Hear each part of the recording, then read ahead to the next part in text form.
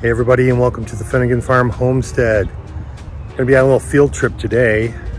Illinois Extension is testing pressure canners today, so we're going to bring our lid for our pressure canner down here, have it tested so we know what we're working with when we start to can the harvest from the garden this year. Let's go ahead and take a look. And then I'm just going to do a little test here and get it set up completely. Make sure I'm getting the seal. Okay, so we're going to test it at 6 and 11. Okay. And so this is your gauge. I'm going to test 6 here and see where you're at. Okay. Gotcha. So we'll see. So that's about 6 right there. And you are at 5, 6, about 7, a little over 7. So you're about a pound over there.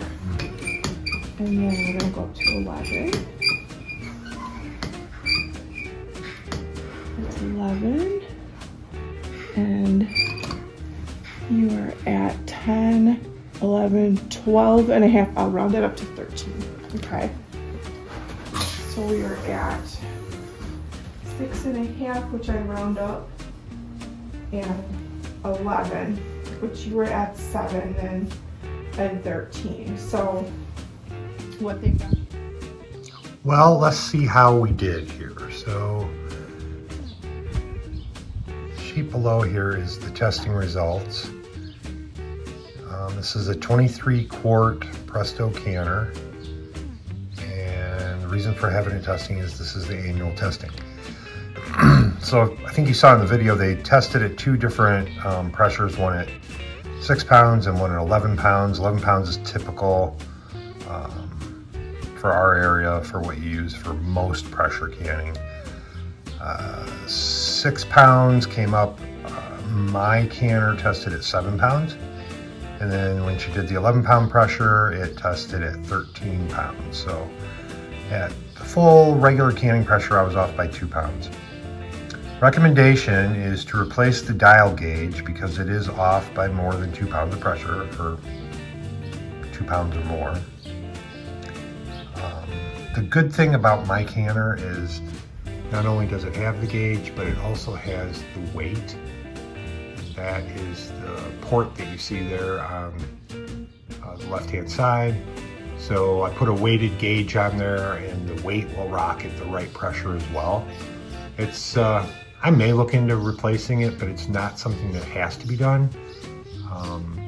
Just have to remember that it's off by 2 pounds at full pressure.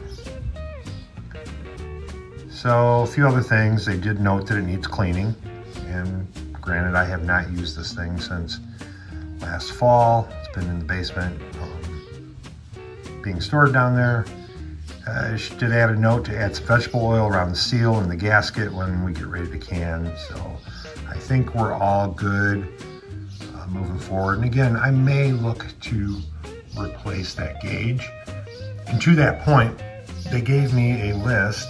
And again, this is Illinois Extension, but they gave me a list of places to get the parts and that kind of thing. So there are several online locations where you can go and possibly get the replacement gauge, as well as some brick and mortar stores that may have them as well. And we've got Ace and Farm Fleet, Rural King, and Target around here, Walmart as well.